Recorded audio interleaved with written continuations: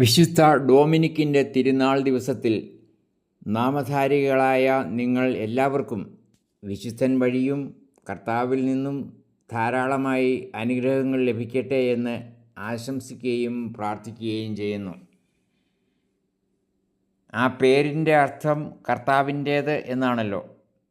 നിങ്ങളും കർത്താവിൻ്റേതാണ് എന്നുള്ള ഉറപ്പിൽ ഈ തിരുനാൾ ആഘോഷിക്കുവാൻ ഇടവരട്ടെ.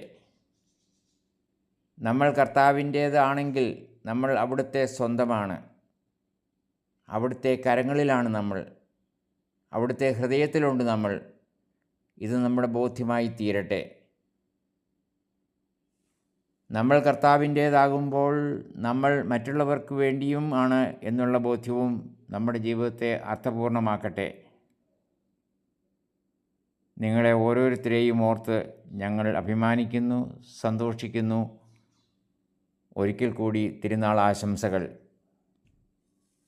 Father James Purathayil, CST.